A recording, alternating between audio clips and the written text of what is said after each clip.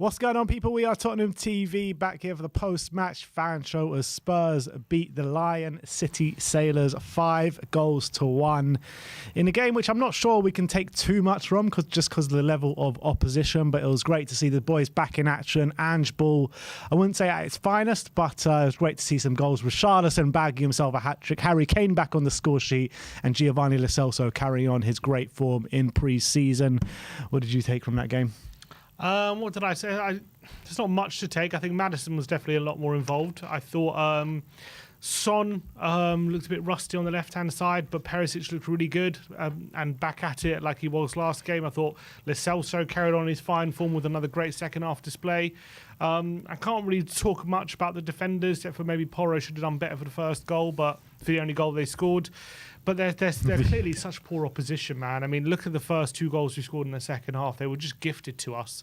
And you're not going to get that in the Premier League, let's be honest. So there's not too much we can learn about how we played, but maybe it's more about how certain players are looking in certain positions. I guess we can read a bit into.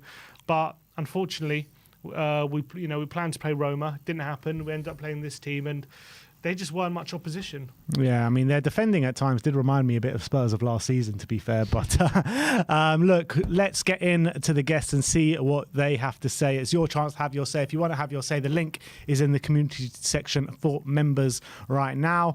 And without further ado, let's bring our first guest on. And he goes by the name of Ariane, with a nice little graphic with him today. Ariane, what's this graphic say? We can't really see it. Can't hear. Can you hear him? Okay. Oh, I can hear him. Sorry, I was muted. I'm not sure. Yeah, I don't know if it pops up on the stream. It says every masterpiece has its cheap copy. You have Richarlison at the top, and then you have the cheap copy. Yeah, you got Kane, Lewandowski, you got R9, Haaland, Mbappe. They're all, just names. You got the real masterpiece. You have Richarlison. What a performance! As Richarlison's biggest advocate, obviously, let's be serious for a minute. We have Lion City Sailors. Bit of a, they're sailors, right? At the end of the day. So I don't want to read too much into that Richarlison's level. But I think one thing I was very obvious about this performance and last performance is, first of all, Kane was pretty atrocious both games. He seems to be dropping deep too much and kind of interfering with our midfield, and he doesn't play on the line. He doesn't really, push the center backs as much. I said this during the panel. I said this even in the last post-match fan show. I don't think Kane is adapting to the system as well as Richarlison is, at least as quickly as he is, right? And that's becoming a bit of a problem. And the first game, Richie really just had a confidence and finishing problem. And I'm not saying that now suddenly he can finish and he's going to go score 30 goals a season. But I'm saying maybe he needed a little bit 25, though. That's what you're saying. 25, 26, maybe a golden boot. No, but I think he needed a confidence boost, and I hope he can use this to kind of kick off against, Shakhtar, bit of better opposition, and hopefully Barcelona, and then you go to Brentford, all that. Maybe, he comes off the bench, scores a goal. It's the confidence that he really needs. That's really my main concern. And if Kane goes, whether or not we buy a replacement, I think Richie at least has shown in the West Ham game, even though he didn't score, I think the way his movement really helped us a lot. And I think, if he can really just get a finishing touch more consistently, I think he can be a really important player for us. And hopefully he can use this to build his confidence. That's really what I'm trying to say. Yeah, look, Ariane, I agree with that. And he did put the ball in the back of the net 5 times today. And actually, the ones that were offside were probably his better finishes on the day. But tell me, which one was more shameless? Him doing the pigeon dance against this mob, or Vinicius doing the Mbappe celebration against Marine? Oh, it's got to be. No, come on. It has to be Vinicius. The best part about what Vinicius did was, what was it? His third goal, where he basically, I think it was on the line after a mistake, he just smashed it. I think that was the best part about Vinicius's shamelessness. It was definitely Vinicius all the way. Ariane, and look, one thing. Go on. I was gonna say, you look at these opposition, this level in preseason, and it's not like we haven't played crap teams before. You have what was it last? No, I think it was the Nuno season where we played, who were they? Colchester, and we played like shit. I think we ended up winning that game, but it was absolute shit. And then there was another Motherwell or something. there you go. Like we play these teams and we don't win 5-1. We win 2-1. We win 3-1. And we play like shit the whole time. So even though we have these crappy teams, we still the performance is important. You know. Yeah. Ariane, we got the first look of Son in pre-season in a left wing position. A few question marks, maybe how adaptable he is going to be to how Postecoglou wants his left wingers to play. How do you think he got on today in the first look there? Look, I don't think he was as bad as people are making him out to be. I think he actually had some really good moments on the left, had some link-ups with Madison and Udogie. I don't think he was actually particularly like really bad. I don't like some people are saying he was horrible performance. What I do think though is I don't really see the inverted wingers working with Ange. I don't think they're working quite that well.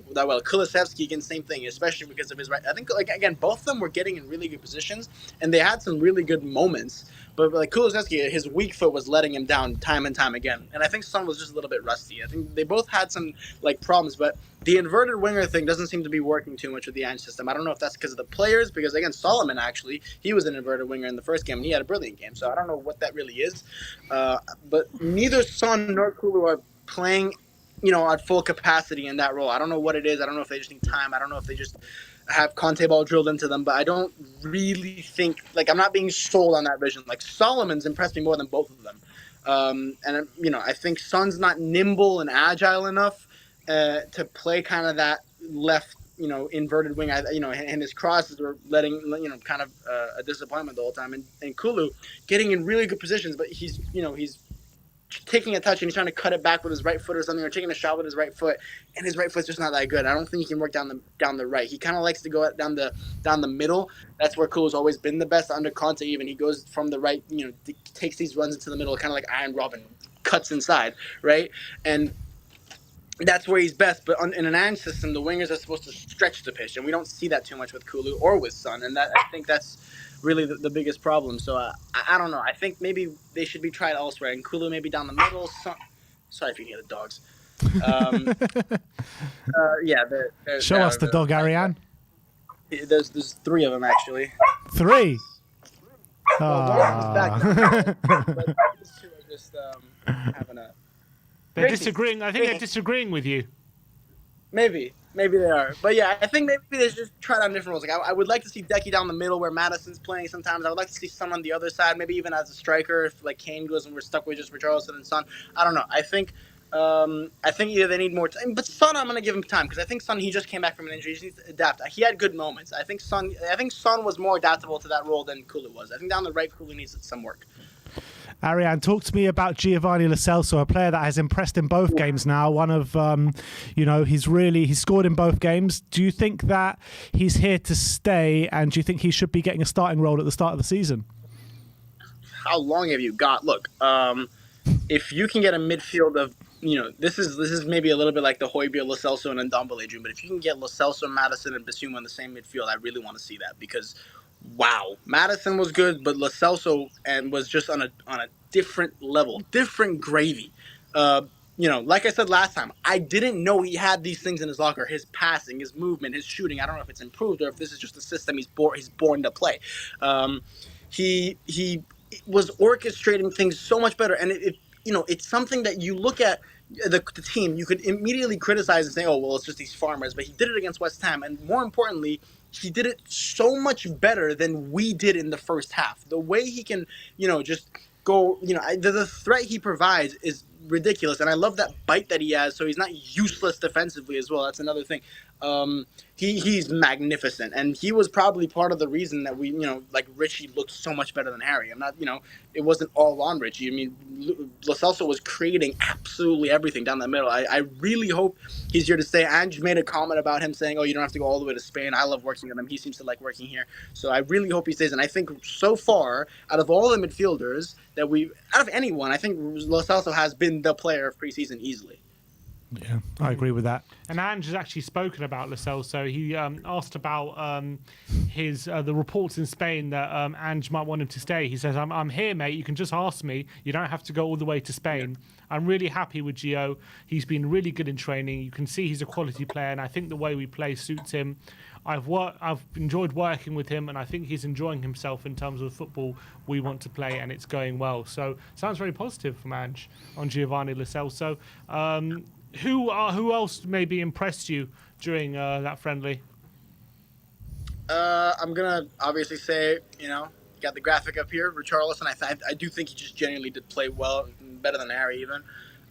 Solomon again, really good. Perisic, and the way he started that half, Perisic, Jesus Christ, ridiculous performance.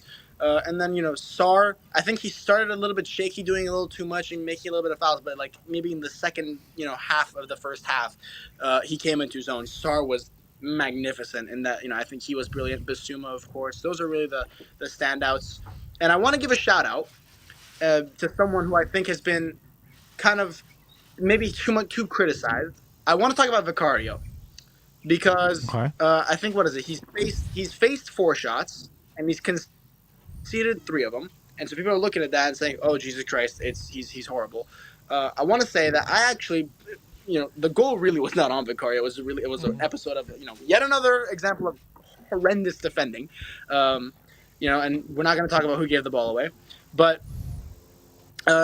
you have some moments in the very beginning before he actually conceded where like he rushed out of. There was one moment that he rushed out of his goal and he headed that ball clear. Yeah, that diving header. And I'm not used to that in the keeper, and I think stuff like that. And he was actually like good distribution wise with his feet, and I think that's what he was brought to bring to the team. And people are going to look at that corner that he gave away under pressure. That really, it was a crappy back pass more than it was his fault. And say, oh, well, look, he's crap, and we should have gone for Raya, cheaper option. Again, I actually think Vicario in these 2 games hasn't been as poor as people are making him out. I think he's actually been more good than bad. He's adapting to a new side. He just came from the Serie A to the Premier League, and well, he hasn't played Premier League opposition yet, but to this Ange team, and he's adapting just like everybody else is. And I think he's shown signs of promise. And I just want to kind of come here and say I'm behind him. I don't think he's been poor. And I'm excited to see him actually. Some people were saying, oh, he's already a dud. I don't want that. I want to give him a shout out. I think he's actually been pretty decent. All right, big up. Vicario, if you're watching, Ariane is with you, and so are we as well here in the studio. But Ariane, thank you so much for coming on today, and we'll see you next time. Of course, and as always, come on, you Spurs! Come on!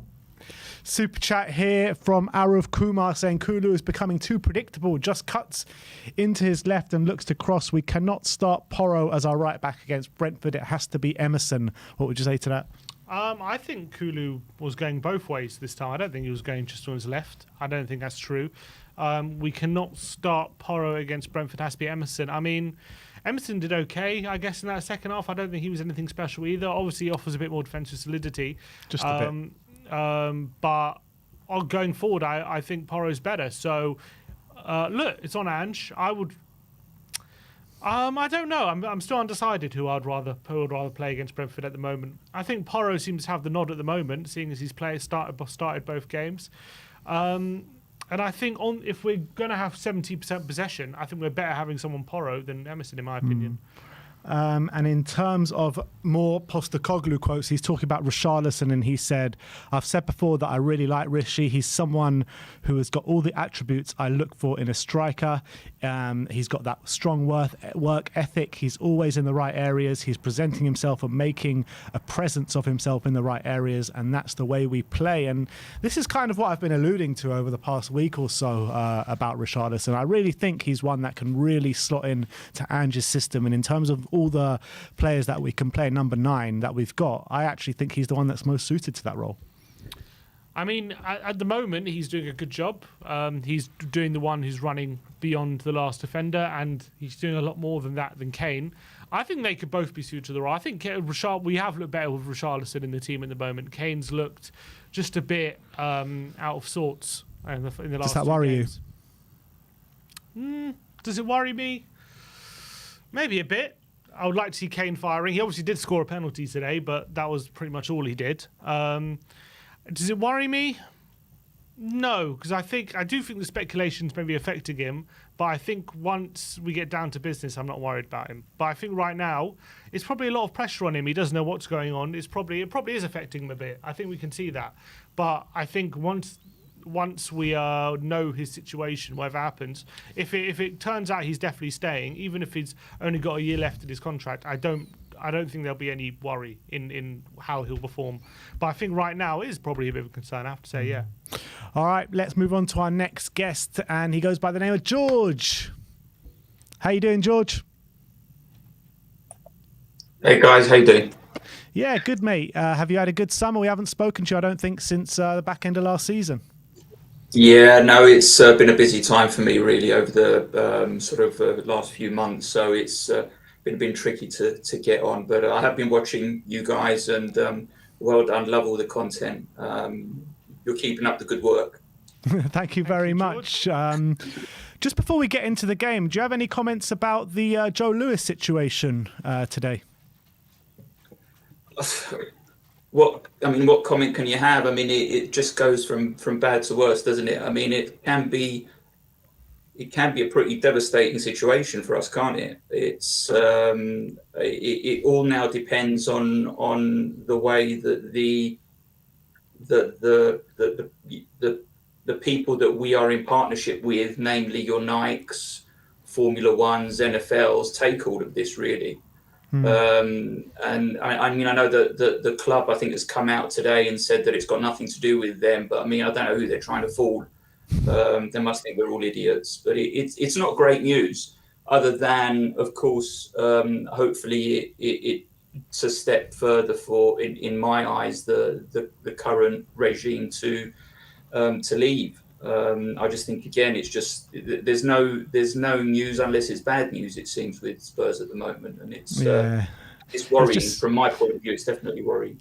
It just seems to be one thing after another. But look, let's concentrate on the football today anyway. And a 5-1 victory against the Lion City Sailors of Singapore. Is there much that you can read into that game? What, those giants of world football? Exactly. Listen, I saw clips here and there. I didn't see the whole game. I'm still concerned about that defence, honestly speaking. I think the plus side of it is Udogie, Bissouma seems to be playing well. Richarlison is coming into the fore. But I mean, it was just disappointing that game didn't happen on Sunday. I think we would have learned a lot more from the team than what we saw today. I would have expected 5, maybe more, really, against the team like the one that we played today, really. A little bit disappointed here and there. Kane, just the defence. We just desperately need defenders and some sort of creativity in that midfield. I think we're just crying out for it still. So yeah, I mean, the court's still out in respect of my view on going into to next season. I think it's certain factors are interesting. Lo Celso's influence in the middle of the park, whether he's going to be part of the plans going on, whether he's wanted, whether he's not wanted. I think that's the most standout thing, really, who Ange really wants going on from here. So let's see. Did Tanguy play any part in today's game? No, he hasn't featured at all in pre-season yet. And they're still saying that it's an injury. Is that right? Well, he did. Apparently so. He did definitely pick up an injury. We know that for sure. Yeah. We saw that on video. But he definitely was back from injury for this game, and Ange said yesterday that he was available for selection, and he wasn't in the squad. So you can make of that what you will. It did seem as though he was set to play in the first friendly though before the injury. Yeah, I mean, I don't know. I mean, I would rather just see the back of him, to be perfectly honest. I mean, I'm not. If we haven't seen the brilliance that we expected so far, I just think it's a case of just moving on. Really, I would rather we just close that sorry door and just invested in what in what Ange wants to do going on from here. But Reguilon coming back into the fold, sort of okay. But to me, it's just seems crazy to me that Eric Dyer was wearing the the captain's armband. Don't think that bodes well. I think he's a remnant of the past that again we just need to move on from. And him having the captain's armband, I think, just shows that he is going to be around next season now. So again, the court is very much out as far as I'm concerned. It's difficult to really put your to put a bet on who you're going to start and who's going to be there for that opening game of the season. Yeah, it's a bit frustrating at the moment because there's a lot of positivity surrounding Ange and the new way he's going to be playing, but whenever there's positives, always with Spurs, you can't get the niggling feeling that still, are we doing enough? Not another centre back hasn't been brought in. That's a core issue in our team. Now with all these Joe Lewis things, do you see that affecting potentially our transfer plans between now and the end of the window? Do you see that having any effect? Well, I think, it puts another element of uncertainty. The worst thing that you can do in anything is just chuck uncertainty in there, because if you've got a player who's got the choice between, between Spurs, Liverpool, let's say, they're going to go to Liverpool every time. I mean, you're either looking at sort of consistent element of performances, or at least the ability to explain why you haven't done so well. Whereas at Tottenham, it's just every single week that there is something. And it's just all, again, it's brought about from the hierarchy and I hate to say it, it's just pure incompetence. And it is very frustrating. It's infuriating, if you really want to put it that way. It's just infuriating. We're concentrating on things like Joe Lewis standing up in front of a court in New York, as opposed to who we're going to be signing. And, it's just And crazy. with the whole Paratici thing, where Spurs are starting to get a bit of a name for themselves at the moment, aren't they? It's a bit of a worrying situation. Yeah, welcome back to the 80s when Irving Scholar was there, and all of that. I mean, those of you who sort of can remember those days will remember that it wasn't pleasant. I mean, it almost brought the club down at that point. So it's for me, it's really concerning. I had hoped that getting Ange in at this point, we were going to create some sort of a strategy, but again, to quote Ben, it's just very much of a scattergun approach, doesn't it? It seems to be more of the same. There doesn't seem to be any real consistent game plan with the football, and I think it's just all of this uncertainty is really hurting the club, and it's just, again, very, very upsetting and frustrating as far as I'm concerned anyway. Yeah, it's mad to think about it, because the centre-back positions are literally the most pivotal positions, which can literally flip a switch whether we have a good season or a bad season. It's just crazy to me that we didn't prioritise that, the first and foremost thing that we did in this transfer window. But in terms of more uncertainty regarding Harry Kane and maybe his two lacklustre performances in pre-season so far, do you think that's a consequence of the circumstances, or do you not read into it at all? Yeah, possibly. I mean, again, it's a thing that's going to create more uncertainty, more upheaval within the squad, and just lack of. There's no real decision seemingly to be made here. I mean, either he's going to stay or he's going to go, and this should have all been resolved really at the end of the season, last season. They shouldn't be carrying on now, going on and on and on, and whether he's going to hang on for another season or if he's going to walk at the end of next. It's going to affect Ange, and it's unfair on him because he's a new manager coming in. It's going to put stresses on the rest of the squad. So it's something that we can do without. I mean, to a certain degree, I can kind of understand that. But then when you end up with Joe Lewis in front of court for insider dealing in the US and all the allegations that are being put to him, we don't really need it, do we? And as I said, it's going to create a lot more uncertainty with the partners that we've got money coming in from, supposedly. I mean, what's going to happen to the naming rights now of the stadium? I mean, I guess that's going to stall now for the next 2 or 3 years until all of this is unravelled, and whether Joe Lewis did do any insider dealing or didn't do any insider dealing, or it's just it's just crazy. I mean, it's just like we enjoy shooting ourselves in the foot, don't we? But in terms of Harry Kane, let's say for argument's sake he doesn't sign a contract before the transfer window shuts. How would you like to see this play out? Would you run the risk of losing him for free potentially to a rival? Or would you prefer to cash in now to the likes of Bayern Munich? I think if he goes now, I think that it will be damage limitation. So whatever happens, it's not a great situation. So I would rather see him being sold now to Bayern, let's say, and him moving on, and Ange knowing where he stands. I mean, whatever money is going to be brought in is never going to replace Harry Kane. So again, we've got to come to terms with that, and we've got to learn another way to play, and we've got to bring in the players in order to bring in that system.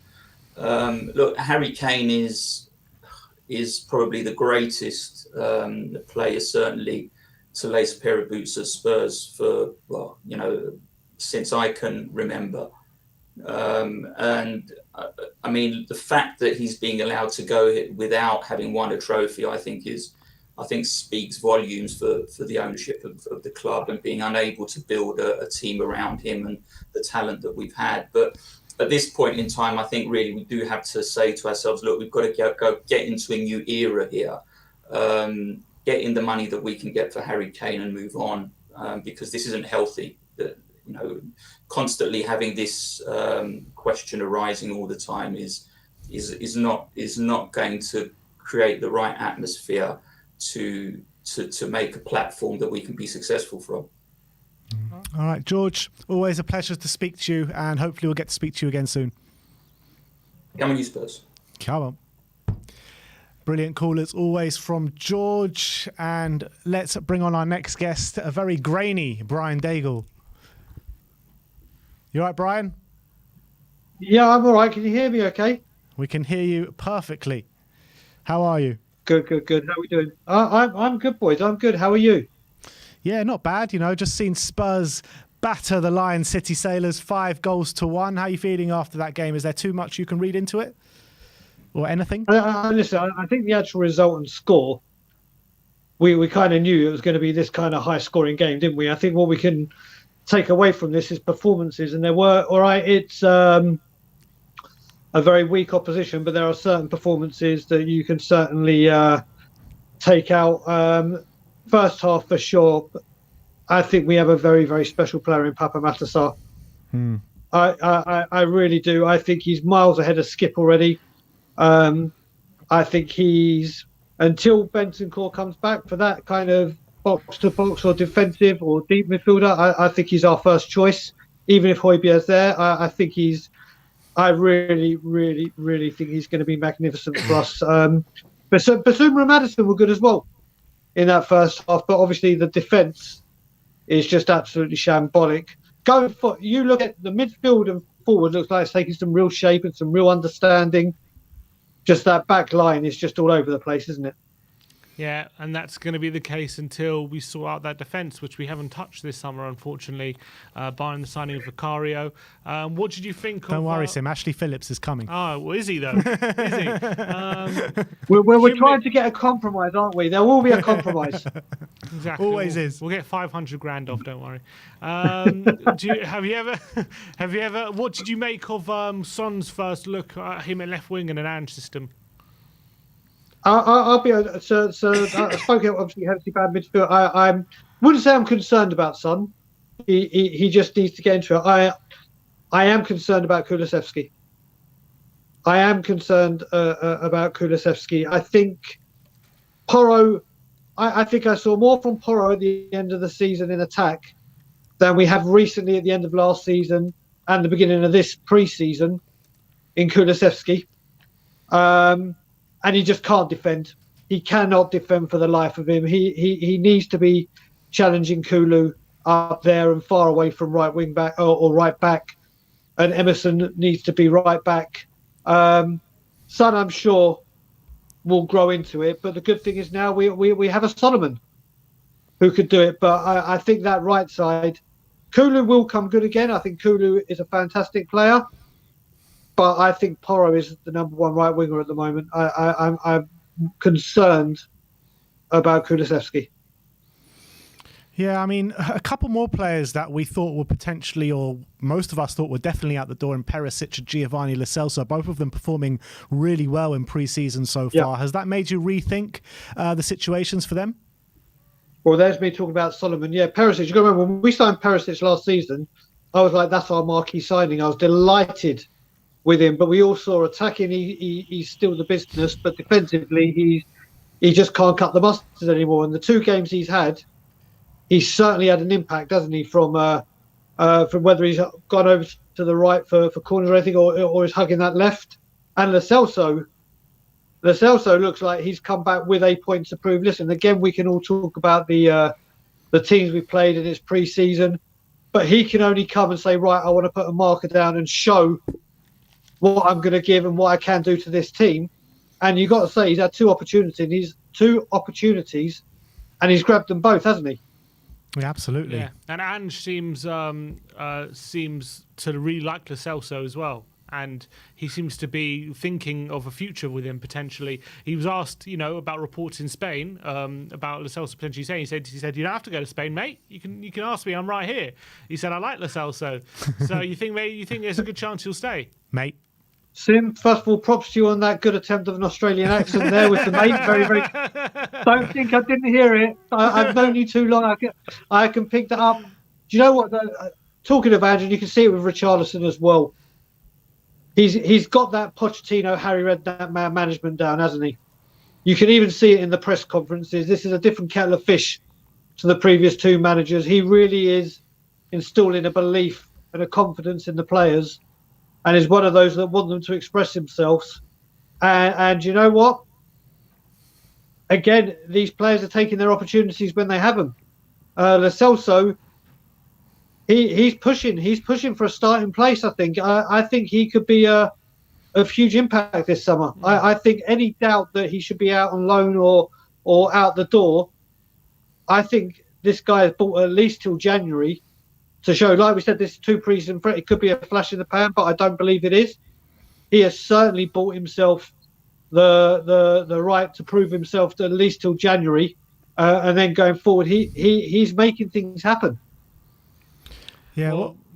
What's your head saying about the Kane situation? 2 lackluster performances in pre-season so far. Do you think the speculation is playing on his mind? I think, listen, it's got to be. It's relentless. Look, you, how many times or how many minutes do you reckon you boys have spoken about Harry Kane in the last few weeks? Way too many, that's for sure. You know what I mean? And that's just us talking about it as content creators, as guests on shows, on social media, in the comments. It's the whole of Germany. Compared to what Harry Kane is literally having to live through day in, day out, day in, day out. We've got to remember, he came back from training Wednesday. 2 days later, he's on a flight to Australia. Got to get over like the rest of the team, get over the jet lag and acclimatise and all that. Then he's played a game. Then they're on a flight straight to Thailand, just to have it washed off. Then they're on another flight. It's grueling. It's draining on them. Not just the playing football. Their bodies. So does this make me believe that Harry Kane isn't, if he's still at Tottenham, isn't going to be fit and firing and banging in goals come August? Hell no. But go on, Tim. No, go on, finish your thought. No, I was just about to say, I don't think we can read too much into it. Listen, it hasn't been a great pre-season for him, but then the guy started a season and hasn't had great Augusts, and then look what he does.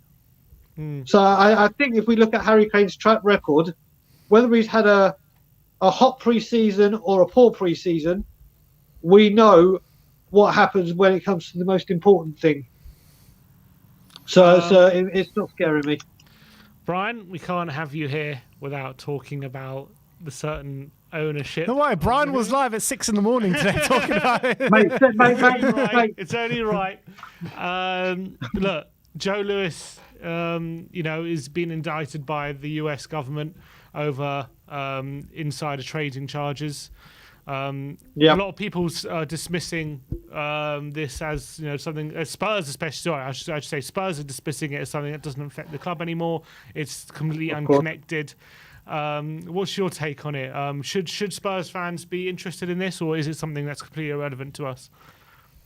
I don't think you can say completely irrelevant. I listen. When you look at this isn't a busted tail light and a police person has pulled you over. This isn't like you and I going to court together, Simeon, and it's Daigle versus Daniel. This is the US state attorney versus Joe Lewis. Mm-hmm. You've also got to look at it. When it got mentioned that Paratici was up for what we all know what he was up for, a large majority of this fan base were, oh my God, this can't be happening. He's got to get sacked. The club has been brought into disrepute. The club can't have this. It's disgusting. Where all of a sudden it's Joe Lewis, and the excuses that are coming out and everything from people and what I'm hearing. Oh, it's a slap on the wrist, and oh, he wasn't. It's got nothing to do with Spurs. It's personal. This is big. Look what happened with Juventus. And it's amazing the amount of people that went to bed last night, fell asleep and woke up with a Harvard doctorate in US financial and law and regulations is incredible. This is big news. Big news. Do I think this forces a sale from Tottenham Hotspur? No, I don't think it forces a sale. I don't think Tottenham are going to have to say, well, we're going to have to put this club on the market. Do I think this is going to have do I think Joe Lewis is going to do prison time? No, I don't, and I don't care. He's 86-year-old. I don't care if he does prison time or not. What does matter is this club is a laughing stock again. This club that is a world-famous club that stands for something has been brought into disrepute again. Also, what you got to look at it, when you look at sports stars, actors, celebrities that get done for whatever they've done, the sponsors drop them like hotcakes. They don't want anything to do with them. I will tell you now, and I said this to Ben earlier, the NFL, and I know from living over in North America, and if North American people are in the chat, feel free to comment.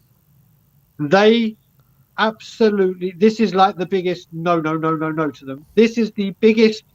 No, their reputation is everything to them, everything. Do I see this being a major issue with them? Yes, I do. Do I see sponsors maybe pulling out? Yes, I do. Do I see more ramifications? Yes, I do. I do not think this means, oh, well done, all our jobs are done, the club's up for sale.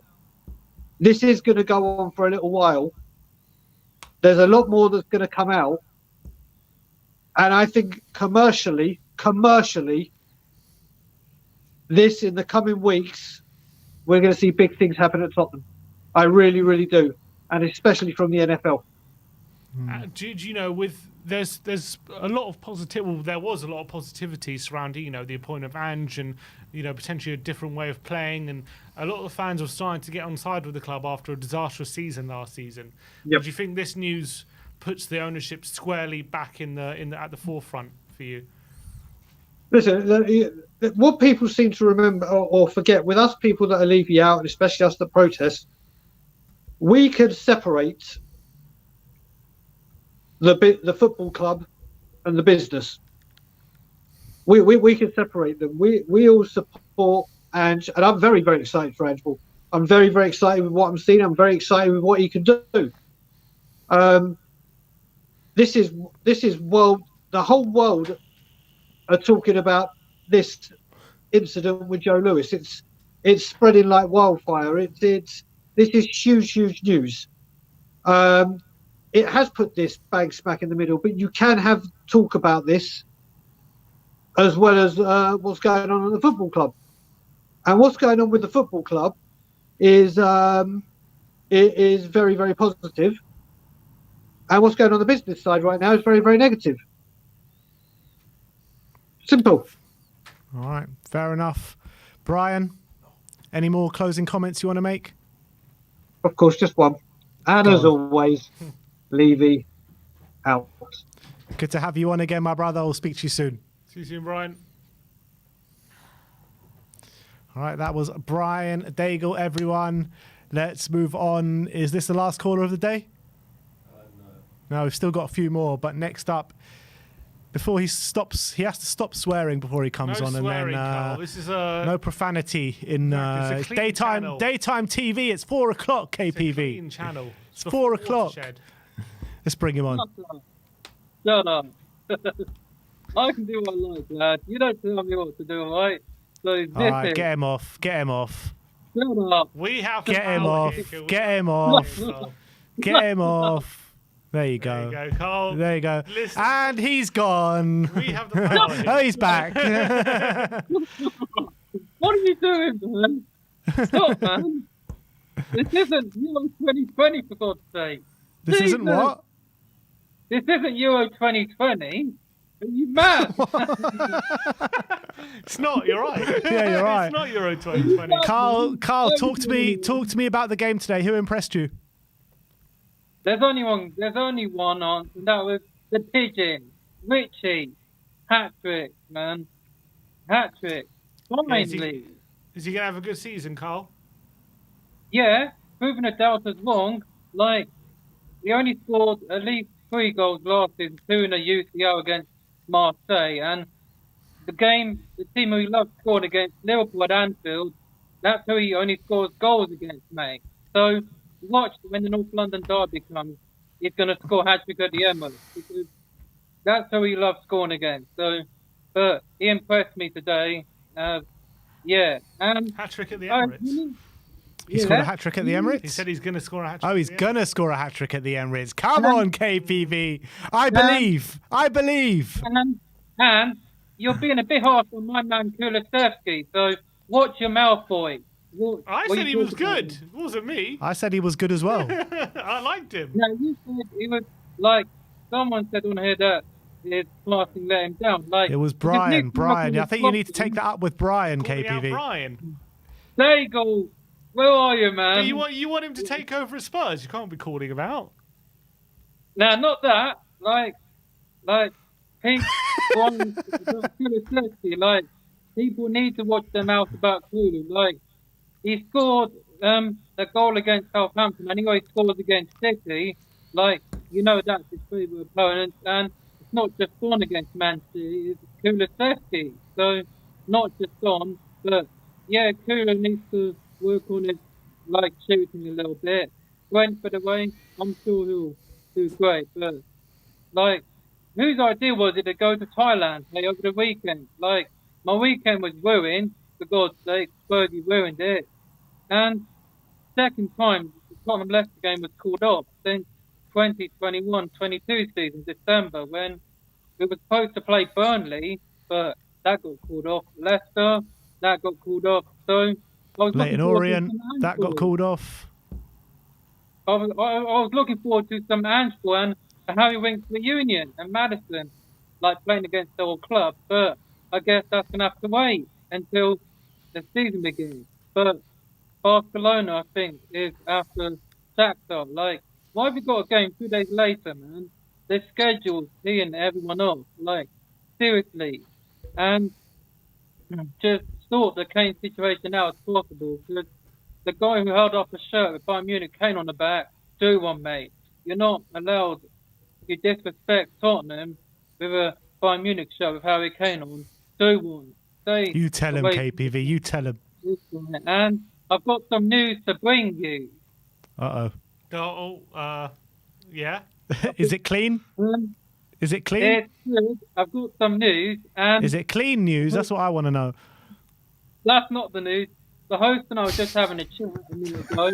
I'm going to Wembley, October 17th, England, Italy for the Euro 24 qualifier. So, all right, everyone, just stop. KPV is going to Wembley to see England, Italy. That is the big news of the day. On his way to Wembley. KPV gonna do it again. he can't stop him. The boy from Tottenham, the boy from White Hart Lane. Oi, Carl is on his way to Wembley. Kyle's gonna do it again. I'm the king of the channel, blood. Am I going to forget? The king of the channel. And Love it, Kyle. so I want to thank everyone for their support. I lost another friend, so I want to say I'm sorry thank to you hear that, everyone Kyle. for the support. I really appreciate it. And Sorry, but Kyle. anyway, the good news is to honour Pork Mess Club, they released a new song called These Are the Days. So go listen to that, people, in honour of Paul Campbell. And my favourite club song since Tim Ashley a few months ago, Change of Plans, Reach. So pull it on, Tim. Everyone in the chat, Reach KPV. everyone in the Climb chat. every good luck, everyone. mountain I'm out. higher. Reach I'm out, KPV. I'm out, everyone. Follow your most Next, desire. Reach KPV. I'm out, man. I'm not playing FIFA because, like, I'm just gonna continue playing it, and I'm gonna buy some players. I'm saving up. So enjoy, everyone, and everyone, please watch Ajax Tottenham because since Tottenham got called off Sunday, watch the highlights of that. That still gives me goosebumps. Every day, mate. Every day. You don't watch I'm every out. day. Every day is Tottenham against Ajax Day. I know, tell me about it. But anyway, enjoy, people. So, yeah, and tell everyone what's coming on WeAreTottenham TV this week, boys. Tell everyone what's coming up.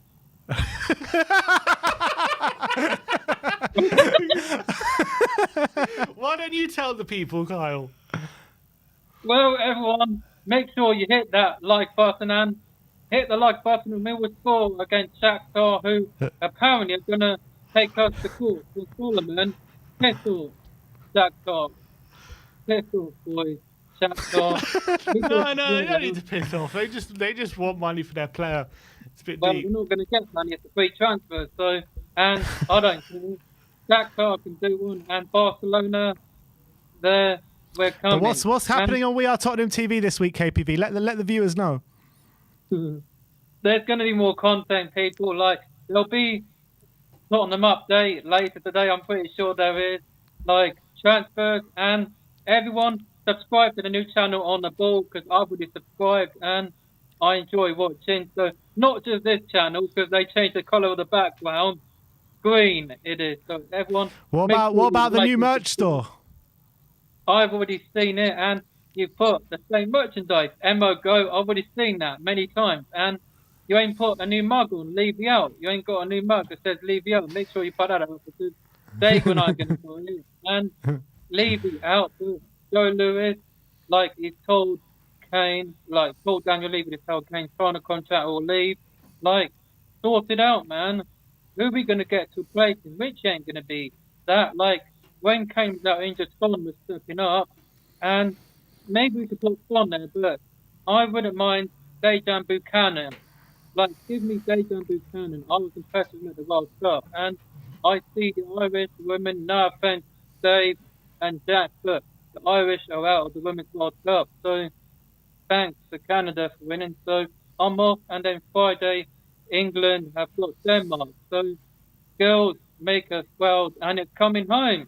And we're looking to complete the Euro treble next year. Under 21, well done to Skip on winning that. And Trafford, James Trafford. So the Euro treble is going to get completed next summer, boys.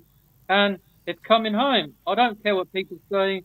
I know it's in Germany, but these two are doing a watch along. And yeah, they're going to do it. So I'm out, people.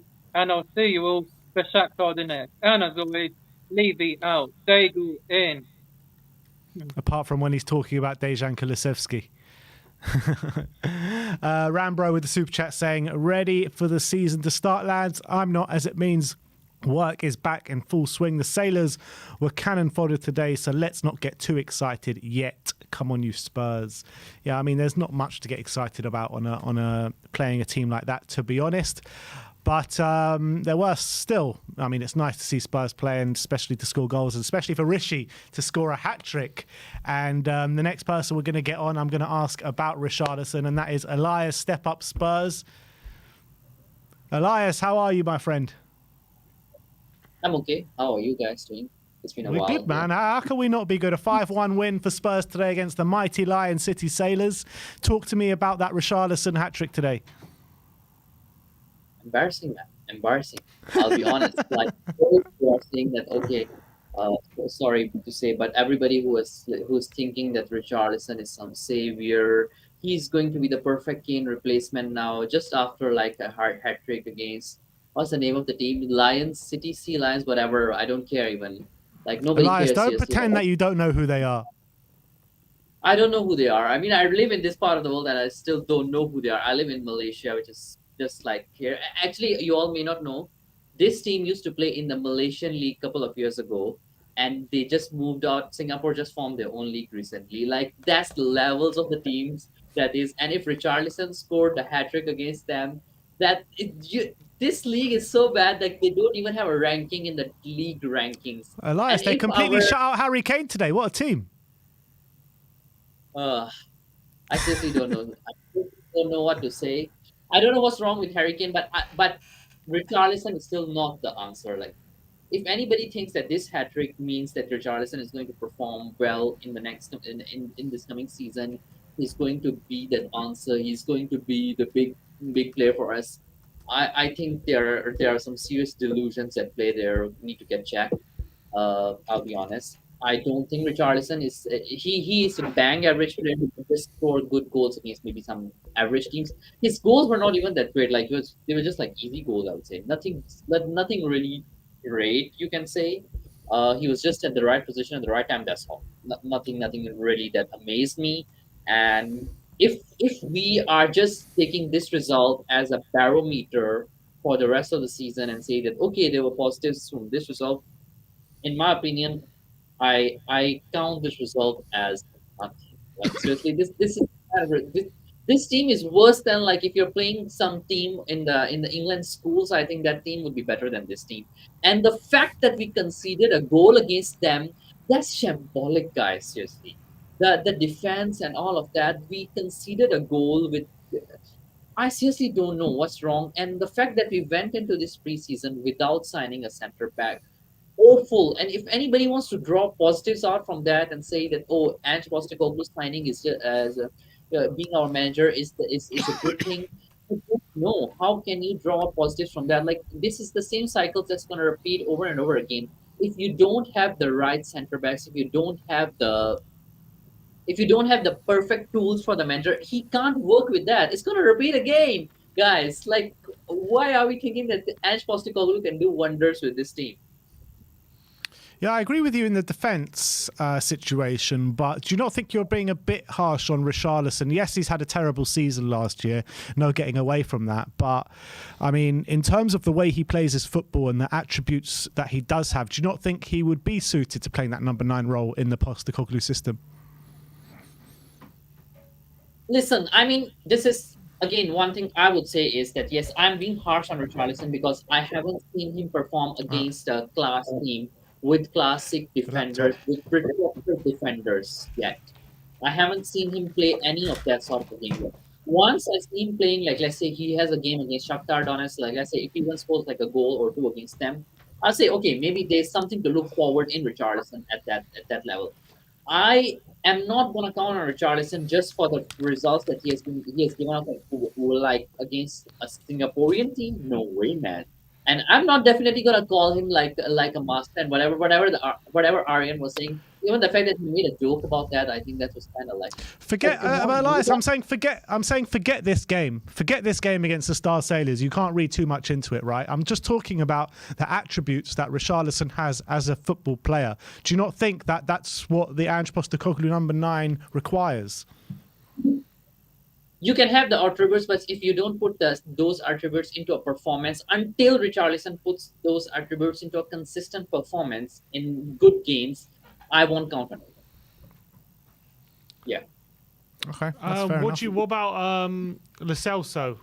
Do you believe that he should be getting another crack at Tottenham? Because Ange seems to like him. He's saying publicly now that he seems to like the way he seems to suit the way he wants to play, and he's having a good time with Spurs. Do you see now there's a potential pathway for another chance for Lo Celso? Okay, Lo Celso is the kind of player. I think when he came on, he was sort of like the choice by Poch, and then we went into Mourinho, and then we went into Conte, and then Nuno, and all that. And I think it didn't work out for us. I would be interesting to see what he can offer so far. Like in the last game when he scored the goal against West Ham and all that, I think his performance was decent.